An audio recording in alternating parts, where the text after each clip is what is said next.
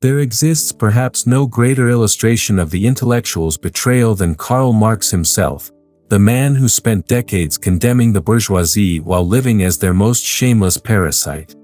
Here was a revolutionary who never worked a day in his life, yet presumed to redesign civilization for the working class. A theorist who preached economic equality while sponging off his wealthy collaborator Engels and leaving his own family in squalor.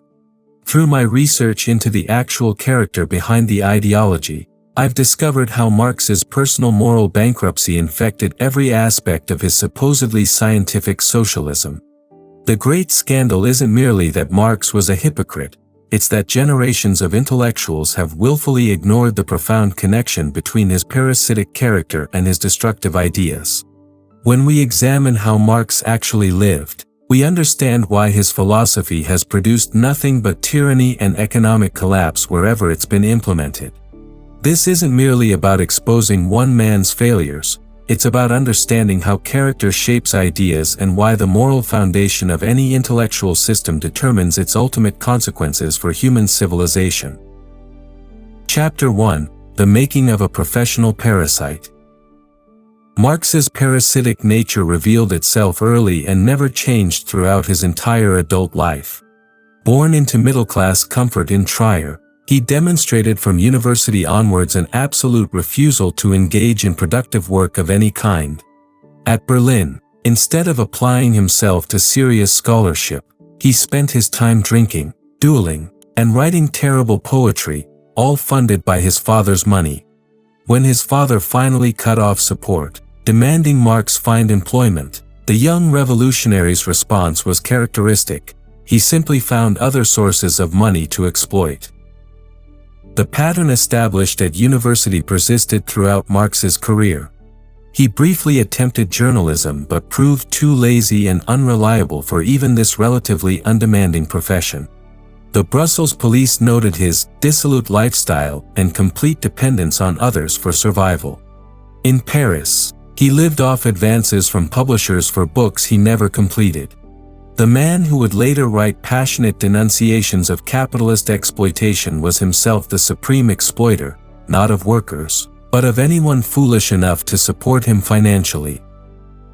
What strikes me most profoundly about Marx's character is the complete absence of any work ethic whatsoever. He never held a regular job, never created anything of practical value, never contributed to any charitable cause. His entire adult existence consisted of sitting in libraries, scribbling theories about work he'd never performed, funded by others' labor.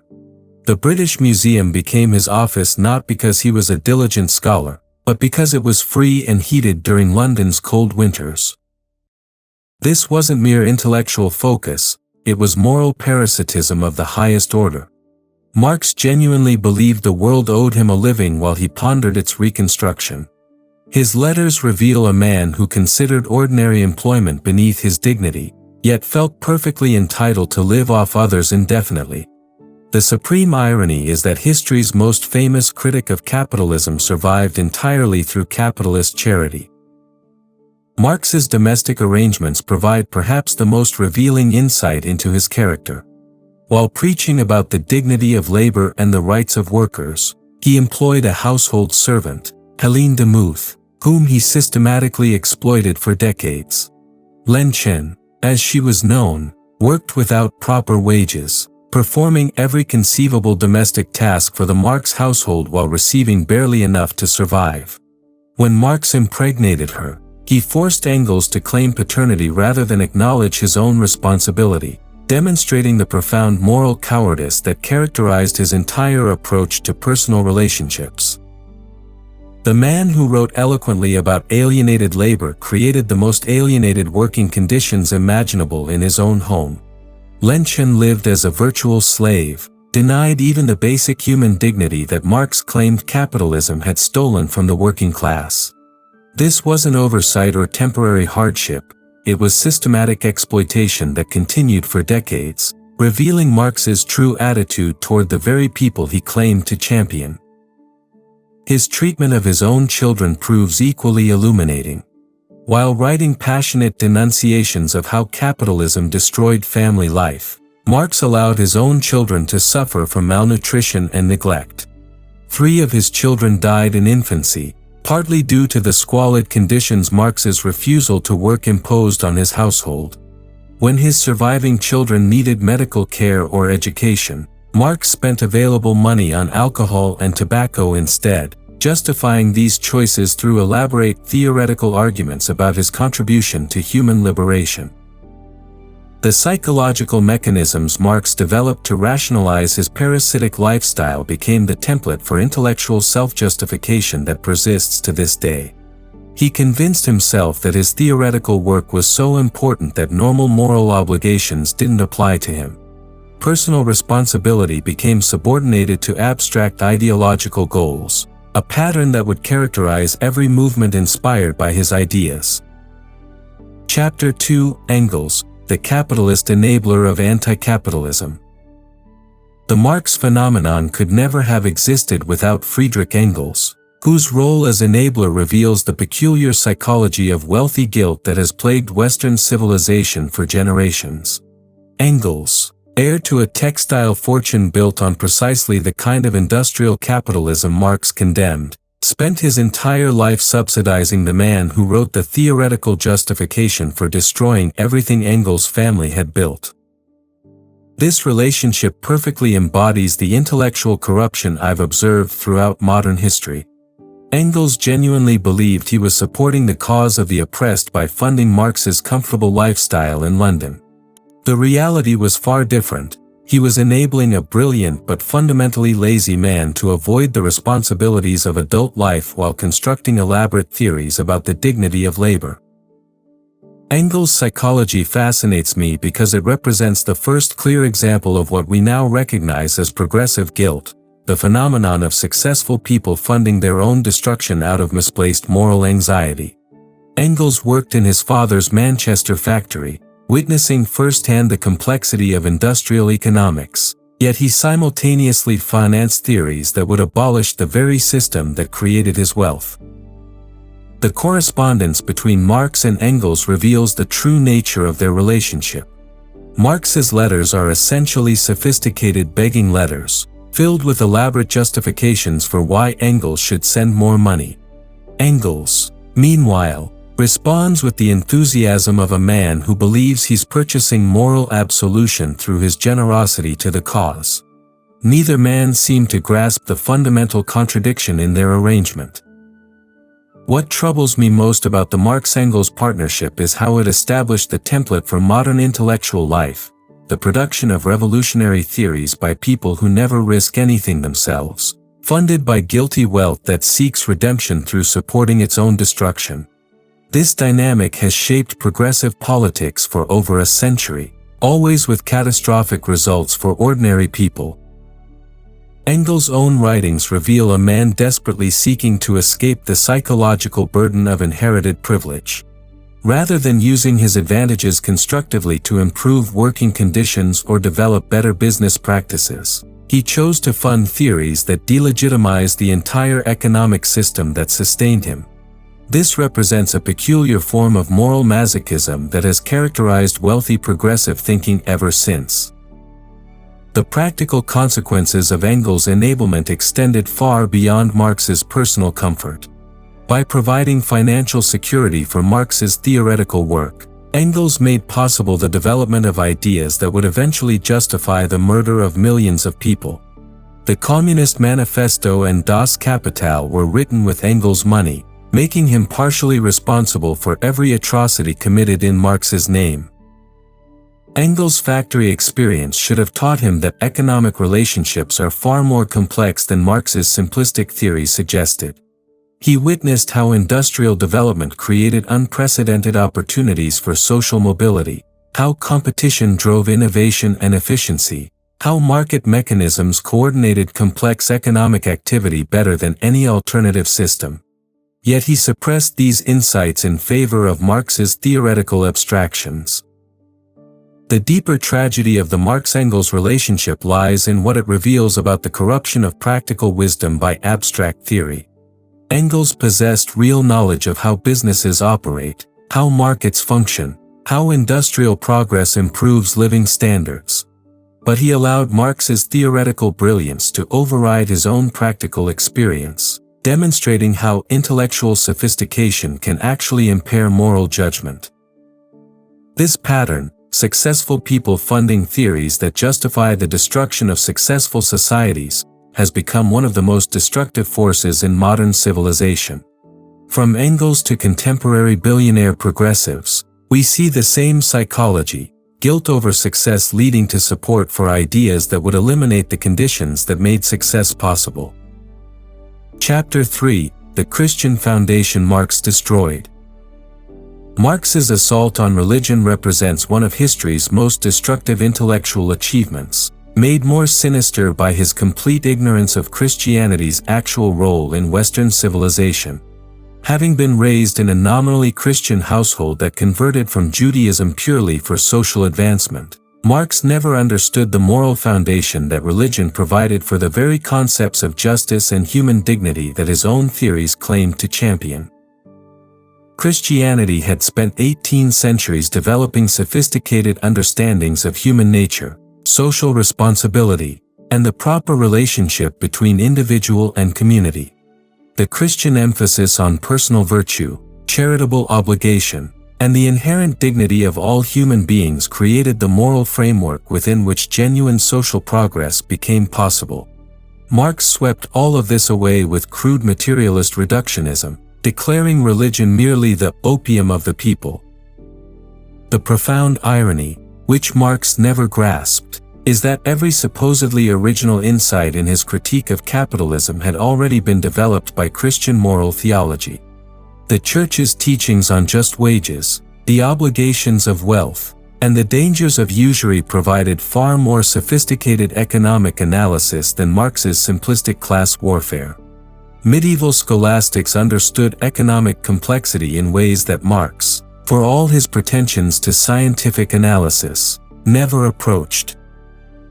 Marx's hatred of religion stemmed partly from his recognition that Christianity posed the greatest threat to his totalitarian vision. A society of individuals who acknowledged ultimate moral authority beyond the state could never be completely controlled by revolutionary intellectuals. Religion had to be destroyed because it provided people with sources of meaning and moral guidance independent of political ideology. The catastrophic results of Marx's anti-religious crusade became clear in every society that implemented his ideas. Without the restraining influence of religious moral teaching, Marxist regimes invariably descended into unprecedented brutality. The absence of any transcendent moral standard left only raw power as the arbiter of human relationships. Marx's scientific socialism proved far more oppressive than any religious society in Christian history. Christian social teaching had always recognized the tension between individual needs and collective welfare, developing principles that protected both personal dignity and social solidarity. The concept of subsidiarity, handling problems at the most local level possible, provided mechanisms for social cooperation without totalitarian control. Marx's collectivism, by contrast, reduced individuals to mere units in a vast social mechanism. The Christian understanding of fallen human nature provided realistic assessments of power's corrupting influence, leading to institutional arrangements that limited authority and protected minority rights. Marx's naive optimism about human perfectibility through economic reorganization ignored everything Christianity taught about the persistence of sin and the need for external moral constraints on human behavior. Religious traditions also provided what Marx's materialism could never offer: ultimate meaning and purpose that transcended material circumstances. Christianity taught that human dignity derived from divine creation, not economic productivity, giving every person inherent worth regardless of their position in any social system. Marx's reduction of human value to economic function created the theoretical foundation for treating people as expendable resources. The practical consequences of Marx's anti-religious ideology became evident in every communist society's systematic persecution of believers. From the Soviet Union's destruction of churches to China's Cultural Revolution, Marxist movements consistently targeted religious institutions as their primary enemies. This wasn't accidental. Marx's system required the elimination of any authority that might challenge state control over individual consciousness. Marx's personal animosity toward religion reflected his inability to accept moral authority beyond his own will. Having rejected his family's faith for reasons of social convenience, he never encountered Christianity as a serious intellectual and moral system. His critique of religion was based on caricatures and stereotypes rather than genuine engagement with theological thought. Chapter 4: The Intellectual's Greatest Betrayal. In examining Marx's character, we encounter the purest example of what I call the intellectual's betrayal, the phenomenon of brilliant minds using their gifts not to serve truth or improve human life, but to rationalize their own moral failures and justify the destruction of institutions they lack the character to reform constructively. Marx possessed undeniable intellectual talents, a formidable capacity for synthesis, rhetorical power, and genuine insights into certain aspects of industrial society. Yet he systematically employed these gifts in service of theories that justified his own parasitic lifestyle while claiming to champion the very working class he despised and exploited personally. His household servants, whom he refused to pay proper wages, experienced more direct exploitation from Marx than most factory workers suffered under the capitalism he condemned. The pattern I've observed repeatedly among modern intellectuals appears in pure form with Marx: the substitution of abstract theoretical concern for concrete human relationships. Marx wrote passionately about the suffering of the proletariat while treating his own family with shocking callousness. When his children were literally starving, he spent Engels' money on alcohol and tobacco rather than food. When his illegitimate son was born to their household servant, Marx forced Engels to claim paternity rather than acknowledge his own responsibility. This betrayal runs deeper than mere hypocrisy. Marx genuinely convinced himself that his personal behavior was irrelevant compared to his theoretical contributions to human liberation. He developed elaborate justifications for why his own comfort mattered more than his family's survival. After all, he was working on theories that would eventually eliminate all suffering. This represents the intellectual's ultimate moral corruption, using ideas as an excuse to abandon basic human decency. The tragedy is that Marx's intellectual gifts, properly directed, might have contributed genuine insights into economic relationships. Instead, his moral failures infected his entire theoretical system, producing ideas that justified the worst impulses of power-hungry intellectuals while offering nothing but misery to the ordinary people they claimed to serve. Marx's approach to scholarship itself reveals the corruption of his intellectual method. Rather than investigating economic relationships with genuine scientific objectivity, he began with predetermined conclusions and selected evidence to support them. His analysis of capitalism focused obsessively on its failures while ignoring its unprecedented success in raising living standards and creating opportunities for social mobility. This selective use of evidence became the standard methodology for Marxist analysis.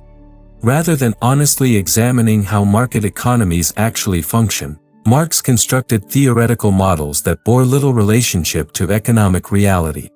His labor theory of value, for instance, ignored the obvious fact that goods derive value from consumer preferences rather than the amount of work invested in their production.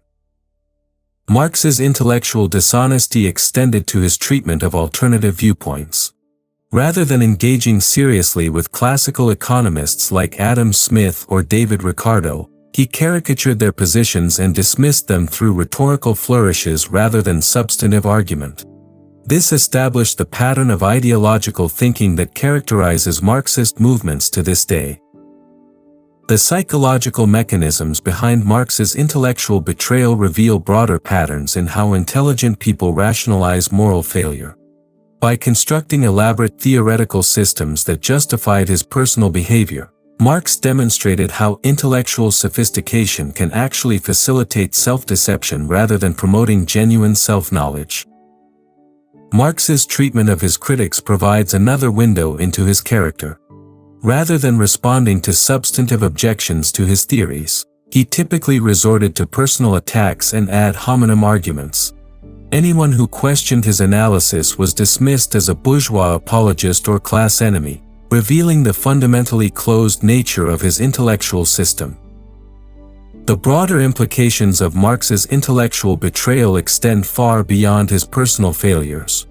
By establishing the template for using theoretical sophistication to justify moral abdication, Marx created patterns of thinking that have corrupted intellectual life for generations. The idea that good intentions can excuse any behavior, that theoretical contributions matter more than personal character, that ordinary moral obligations don't apply to revolutionary intellectuals, all of these toxic concepts can be traced directly to Marx's example. Chapter 5: Historical Patterns: Why Character Predicts Consequences. Through decades of studying how ideas shape history, I've discovered an iron law: the personal character of intellectuals inevitably determines the real-world consequences of their theories. Marx's parasitic lifestyle didn't merely contradict his public philosophy, it revealed the fundamental moral emptiness that made his ideas so dangerous when implemented by political movements. Consider the pattern: every society that embraced Marxist ideology replicated Marx's own relationship to productive work. Just as Marx lived off others' labor while contributing nothing of practical value, Marxist regimes created vast bureaucracies of non-productive intellectuals who consumed wealth created by workers they claimed to represent. The Soviet Union's countless commissars and Cuba's revolutionary committees perfectly mirrored Marx's own lifestyle, living comfortably off others' work while lecturing about the dignity of labor. Marx's treatment of his family also predicted how Marxist movements would treat ordinary citizens. Just as Marx sacrificed his children's welfare for his theoretical work, communist regimes routinely sacrificed millions of actual people for abstract ideological goals. The callousness Marx displayed toward his own household became the model for how revolutionary governments related to their populations. History reveals another crucial pattern: Marx's intellectual arrogance, his certainty that he understood economic laws better than anyone who actually participated in economic activity, became the defining characteristic of every Marxist regime. Just as Marx never worked but presumed to redesign work for everyone else, communist parties consistently consisted of intellectuals who had never run businesses, farms, or factories, yet claimed the right to reorganize all economic activity according to their theories. The correlation isn't coincidental. Ideas emerge from character, and systems built on fundamentally flawed ideas inevitably reproduce the character flaws of their creators. Marx's personal parasitism became institutionalized wherever his followers gained power, creating societies where productive work was punished and political conformity rewarded. Marx's refusal to acknowledge moral authority beyond his own will establish the template for totalitarian thinking. Just as Marx rejected religious and traditional moral constraints on his personal behavior, Marxist movements systematically destroyed all institutions that might limit their power. Churches, independent businesses, voluntary associations, even families, all were targeted for elimination because they represented alternative sources of authority and meaning. The pattern of intellectual corruption that Marx pioneered spread far beyond explicitly Marxist movements. His example taught generations of intellectuals that personal behavior doesn't matter as long as you support the right causes. The idea that theoretical sophistication exempts one from ordinary moral obligations became a defining characteristic of progressive intellectual culture. Marx's relationship with truth provides another predictive pattern. Just as Marx subordinated factual accuracy to ideological utility in his theoretical work, Marxist regimes consistently treated truth as a political weapon rather than an objective standard. The systematic dishonesty that characterized Marx's scholarship became institutionalized in communist societies through propaganda ministries and thought control mechanisms. Historical examination reveals that Marx's character flaws weren't accidental features of his personality but essential elements of his worldview. His parasitism, moral cowardice, and intellectual dishonesty weren't contradictions of his philosophy but logical expressions of it. A system that reduces human beings to economic units and denies transcendent moral standards inevitably produces the kind of behavior Marx himself exhibited. The deeper historical pattern concerns the relationship between ideas and consequences across time. Marx's immediate influence was relatively limited, but the long-term effects of his ideas proved catastrophic precisely because they embodied and legitimized his personal moral failures on a civilizational scale. Bad character doesn't merely produce bad behavior, it produces bad ideas that justify bad behavior by millions of people. Understanding these patterns provides crucial insight for evaluating contemporary intellectual movements. When we examine not just what modern intellectuals say but how they actually live, we can predict the likely consequences of implementing their ideas. Marx's example teaches us to be deeply suspicious of any intellectual system that excuses personal moral failure through abstract theoretical sophistication. Chapter 6: Providence and the Defeat of Materialist Hubris. From a Christian perspective, Marx's ultimate failure reveals how providence operates through history to expose the bankruptcy of purely materialist philosophies. Despite commanding the loyalty of millions and inspiring revolutionary movements across continents, Marxism collapsed everywhere it gained power, demonstrating the futility of attempting to build civilization on foundations that deny spiritual reality. Marx's materialism wasn't merely an intellectual error, it was a moral rebellion against the fundamental structure of reality. By reducing human beings to economic units and declaring spiritual concerns illusory, Marx attempted to create a philosophical system that eliminated accountability to any authority beyond human will. This represents the ancient temptation to become like gods, determining good and evil according to our own preferences rather than acknowledging transcendent moral truth. The profound irony is that Marx's supposedly scientific materialism proved far less realistic than the Christian understanding of human nature it sought to replace. Christianity teaches that humans are fallen creatures capable of both great good and terrible evil, requiring external moral constraints and internal spiritual transformation. Marx's naive optimism about human perfectibility through economic reorganization ignored everything history teaches about the persistence of sin and the corrupting influence of unchecked power. Providence's judgment on Marxism appears most clearly in its complete inability to create the prosperity it promised. Every Marxist society became poorer, more oppressive, and more spiritually empty than the systems it replaced.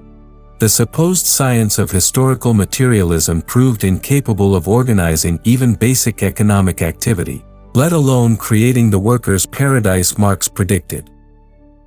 The deeper lesson concerns the relationship between truth and reality. Marx's theories failed because they were built on false premises about human nature and economic relationships. No amount of political power could make his ideas work because they contradicted fundamental truths about how human societies actually function. Reality always defeats ideology in the end, though the cost in human suffering can be enormous. Marx's assault on religious faith eliminated the moral foundations necessary for any decent society. By declaring spiritual concerns mere superstition, Marxist movements destroyed the cultural institutions that had previously constrained political power and protected individual dignity. The result was unprecedented tyranny masquerading as liberation.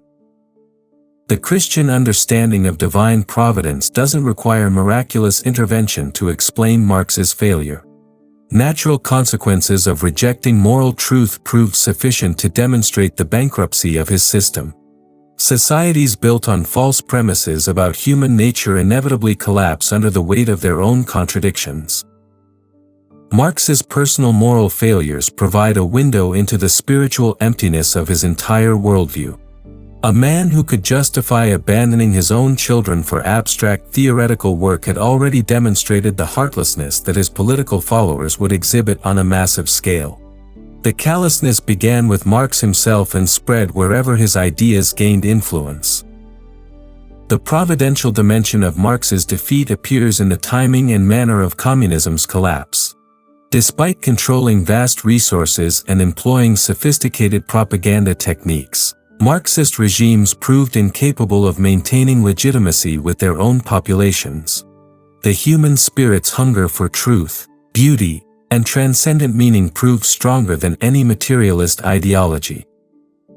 From a Christian perspective, Marx's failure vindicates the traditional understanding of human nature and social organization. Humans are created for relationship with God and with each other based on love rather than coercion. Societies that acknowledge this spiritual dimension flourish, while those that deny it inevitably decay from within. The ultimate irony of Marx's materialist philosophy is that it proved less practical than the religious worldview it claimed to supersede. Christian societies, for all their imperfections, created institutions that protected human dignity and promoted genuine progress. Marxist societies, despite their scientific pretensions, produced nothing but misery and stagnation. Providence operates through the natural consequences of moral choices, both individual and collective. Marx's personal character shaped his ideas, which in turn shaped political movements, which produced predictable results based on their fundamental premises. The failure wasn't accidental but inevitable, given the false anthropology underlying the entire Marxist project. Chapter 7: Contemporary Lessons: Recognizing Modern Marxist Parasites. Marx's character and methods live on in contemporary intellectual culture, where we find the same pattern of comfortable theorists advocating radical changes they would never risk experiencing themselves. Today's progressive academics who champion socialism while enjoying tenure at expensive universities precisely replicate Marx's relationship to the systems they critique. Consider how modern universities have become centers of anti-capitalist ideology while functioning as sophisticated engines of capitalist wealth accumulation. Professors with guaranteed lifetime employment lecture about the evils of economic inequality while belonging to one of society's most privileged classes. They advocate for policies that would devastate middle-class families while their own children attend elite private schools. The same parasitic psychology Marx pioneered now characterizes much of our intellectual establishment. Environmental activists who own multiple homes lecture ordinary families about carbon footprints. Celebrities worth hundreds of millions advocate for wealth redistribution that would never affect their own fortunes. Political activists who have never run businesses demand complex economic regulations they don't understand. Marx's moral framework, that good intentions justify any personal behavior, has become the standard operating procedure for progressive intellectuals. They genuinely believe their theoretical contributions to human liberation excuse them from the normal obligations of citizenship, family responsibility, and personal integrity. The intellectual has become a privileged class, exempt from the consequences of the policies they advocate. Recognizing these patterns offers hope for cultural renewal. Once people understand how modern progressive movements replicate Marx's original moral failures, they become less susceptible to intellectual manipulation. The key insight is that ideas emerge from character, and movements led by people of questionable character will inevitably produce questionable results, regardless of how noble their stated intentions might be. The contemporary academic establishment provides the clearest example of Marx's continuing influence. Universities that once transmitted Western civilization's accumulated wisdom now function primarily as indoctrination centers for anti-Western ideology. Professors who have never created wealth advocate for its redistribution. Intellectuals who benefit from capitalist prosperity teach students to despise the system that makes their privileged positions possible. Modern media culture exhibits the same patterns of intellectual parasitism that Marx pioneered. Journalists and commentators who produce nothing of tangible value claim the right to reorganize society according to their theoretical preferences. They live comfortable lives in expensive cities while advocating policies that would impoverish the rural communities they despise. The technology industry presents a particularly striking example of contemporary Marxist parasitism. Billionaire entrepreneurs who succeeded through capitalist innovation now fund movements dedicated to destroying the economic freedom that made their success possible. Like Engels before them, they seek moral absolution through supporting theories that would eliminate the conditions of their own prosperity. Contemporary progressive politics replicates Marx's fundamental dishonesty about economic relationships. Politicians who have never run businesses promise to improve economic conditions through regulations that would destroy business activity. Activists who live off government grants and foundation money claim to speak for working families whose needs they've never experienced. The psychological mechanisms Marx developed to rationalize his parasitic lifestyle now characterize entire institutional structures. Universities, foundations, non-profit organizations, and government agencies employ millions of people whose work contributes nothing to material prosperity while claiming moral authority over those who do productive work. Marx's hatred of religious authority lives on in contemporary progressive movements' systematic assault on traditional Christian institutions. The same hostility toward transcendent moral standards that motivated Marx's anti-religious writings now drives efforts to eliminate Christian influence from public life and replace it with secular ideological orthodoxy. Understanding Marx's character provides crucial insight into contemporary political movements. When activists claim to champion the oppressed while living privileged lives, when intellectuals advocate policies they would never experience personally, when theorists ignore the practical consequences of their ideas, we see Marx's influence operating through different institutional forms but with identical moral patterns. The solution requires recognizing that character still matters more than theoretical sophistication in evaluating ideas and their proponents. Marx's example teaches us to examine not just what intellectuals say but how they actually live, not just their stated intentions but their practical effects on ordinary people's lives. Conclusion. Marx's true scandal isn't that he was wrong about economics. Many intellectuals have been wrong about many things. The scandal is that he established the template for modern intellectual life, using theoretical concern for humanity as justification for abandoning basic moral obligations to actual human beings. His life demonstrates why character matters more than cleverness in evaluating ideas and their proponents. When we examine not just what intellectuals say but how they actually live, we gain crucial insight into whether their ideas deserve our consideration. Marx's parasitic existence should have warned the world about the parasitic nature of the system he advocated. The tragedy is that so many ignored this warning, with catastrophic consequences for millions of innocent people. His legacy continues today in every intellectual movement that promises to improve society while exempting its leaders from the sacrifices required of ordinary citizens. Understanding Marx's character isn't merely historical curiosity. It's essential preparation for recognizing and resisting contemporary movements that replicate his moral failures while claiming his theoretical authority.